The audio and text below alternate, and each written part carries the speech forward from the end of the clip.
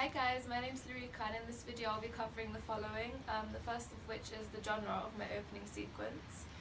The second is films which we use as inspiration and how they differ or compare to our opening sequence. We'll also be discussing the codes and conventions and how we use them. Okay, so for starters, the genre of our opening sequence is a psychological thriller. The reason why we chose to do a psychological thriller is because we did a survey and people from ages 16 to 21 seem to have preferred psychological thrillers over all the other subgenres of thrillers. Okay, so now for the two films that we use as inspiration for our own opening sequence of a psychological thriller. The first one is Split. It's come out quite recently. It's about girls getting kidnapped and they're like kept captive in a basement by this guy who has split personalities. So one way that compares to our film is the basement is quite like dark and quite not gruesome, but gruesome enough to relate to our opening sequence. But also the fact that he has actually kidnapped girls. However, it differs because he had a split personality. Our character is just a stalker and he's very obsessed with this young student. Okay, so the second film we're using for inspiration for our own psychological thriller film is a film called 3096. It's called 3096 because the girl was kept captive for 3096 days by this guy who has like found an obsession over her. So he kidnapped her when she was 6 years old and he physically abuses her. So this relates to our psychological thriller film because Emma Bruce, the student who was kidnapped by the stalker, was like physically abused also. However, the difference is that she was kidnapped at 18 years old, not 6 years old. Okay, so now for the codes and conventions that we use to create our own psychological thriller film. The first one is the place that we say it in. It's quite typical, it's a basement. The other one is dark lighting. This makes the audience feel quite off edge as they don't know what to expect because they're not very aware of the surroundings and what's going on. And also we added in non-diegetic sound, for example music. It's quite upbeat, which signifies like an important event coming up, so the audience is more engaged.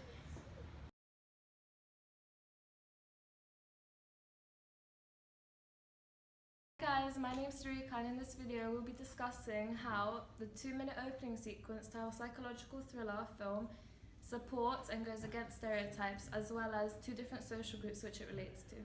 Okay, so to start off with, how does our 2-minute opening sequence of psychological thriller support stereotypes?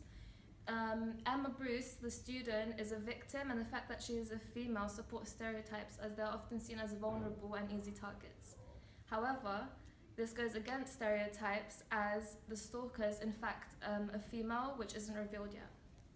Okay, so now for the two social groups which relate to our opening sequence. The first one is teenagers. This is because they're more curious, so they'll be more keen to unravel the storyline.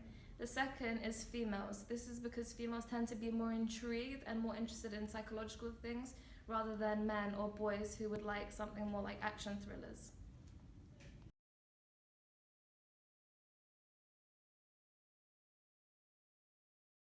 Hi, my name is Mira and I'm going to be answering question 3, which is what kind of institution might distribute your media product and why? Well, our media product is a psychological thriller. Therefore, we found a perfect institution and that would be Evolution Entertainment. This Evolution Entertainment produced and distributed Saw, Blair Witch Project and Hostel. This is a very small company, but everything they've distributed and produced has been very successful, and I think that would fit our film extremely well. It's an American independent entertainment management, and it was founded in 1998, so it wasn't that long ago. It's a new company. They have done a lot of work in America, not that much in Britain. However, for us, because even though we are set in Britain, this would be the best institution for us because in Britain we didn't find any good institutions, especially because we are a psychological thriller and they're not very rare that much. It was found by Mark Berg and Oren Kules.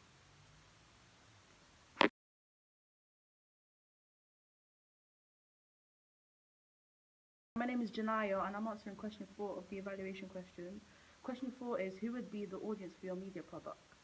We said that our primary audience would be teenagers, 16 and above, both male and female, who like to watch a psychological thriller.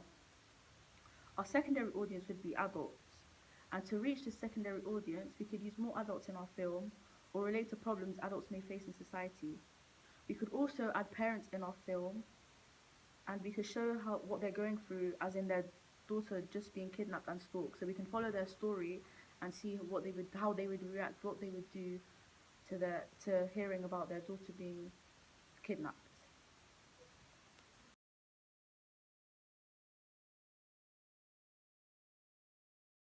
I'm going to be answering question 5 for the evaluation, which is how do you attract dash address your audience?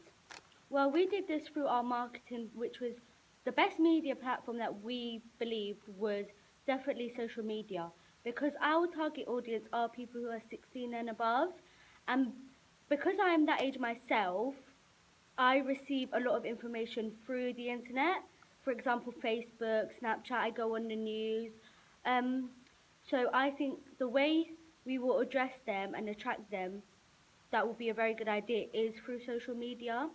We also attracted our audience in our film. For example, our protagonist, which is the girl who is being stalked, she is wearing a hoodie, a jeans, trainers, and that stereotypes what young children wear. So when the 16 people who are watching it, they will believe that this is the correct film that they should be watching. And the way how she speaks, when she saw the pictures of her on the wall, she kissed her teeth, and you would realize people who are older and a bit more mature wouldn't do that. However, people who are 16, 17, 18 will tend to do that usually. So yeah.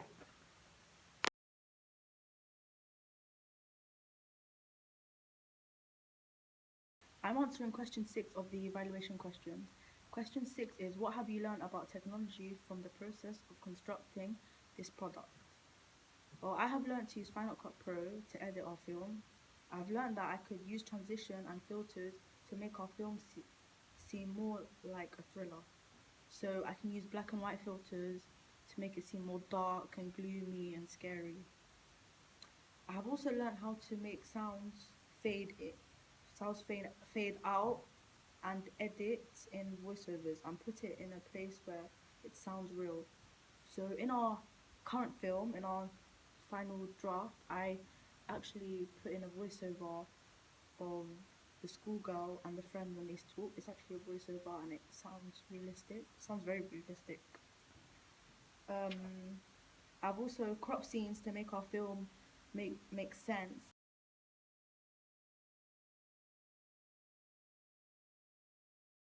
and not drag on too much. I have learned to put scenes together where they make sense.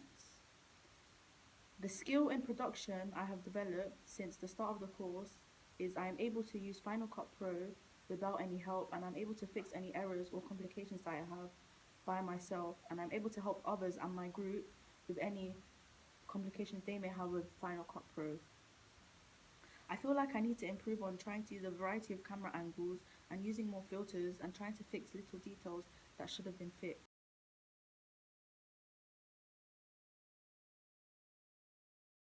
Question 7 from our evaluation is, looking back at your task, what do you feel you have learned in the progression of making the full product?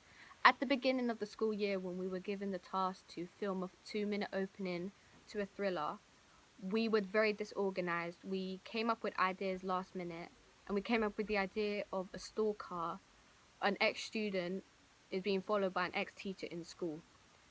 This idea was rushed. We'd still kept the idea of our film now is still kept the idea of a stalker, but it was very rushed last minute.